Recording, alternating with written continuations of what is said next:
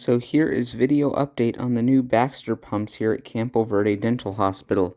So what you're going to have is you're going to have a primed Baxter tubing system.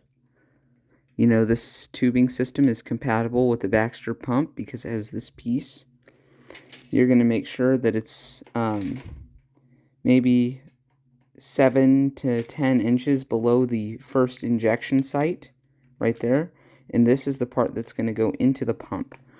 So you're going to find the little hole on the bottom, you're going to slip it in there, and then you're going to put the tubing into the little notches, and then these gray things are your sensors that are going to count the flow rate and are also going to look for air bubbles or blockages, and these things will squeeze rhythmically the tubing set.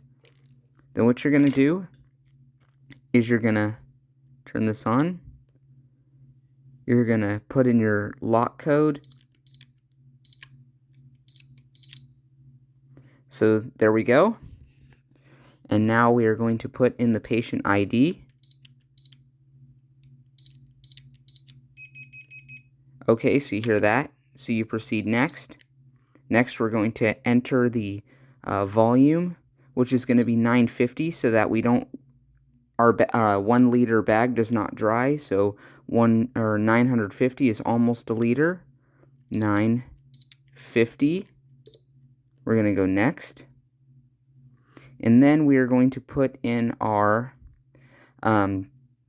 rate. So let's say that we want to infuse at 100 an hour.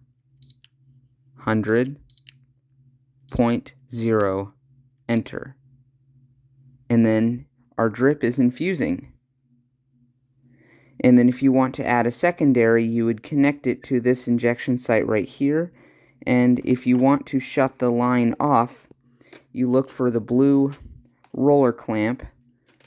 You hit run pause on the pump, and then you close it all the way down to shut it.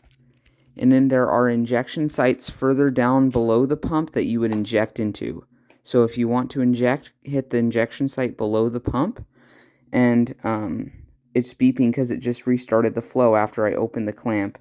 But if you want to hang another IV bag, you do it above the pump. If you want to inject something, you do it below the pump. And if you want to run 2 bags at the same time, you can add another Baxter compatible line in the second channel. So these are 2 channels. And then these keep your tubing in line so that they don't get all twisted up. And then if you want to add multiple syringes, like if you're inducing anesthesia with different medications, you would use a manifold like this. This would screw onto an extension that would then connect to one of the injection sites. But these are needle-free injection sites, meaning you don't have to puncture them with a needle. You just screw a syringe or IV tube onto the site, and these green caps I put on them have alcohol sponges to keep the ports clean. So when I connect something, the bacteria from the air and from the surrounding surfaces don't get on the port and go into the IV. And that is how you use a Baxter pump.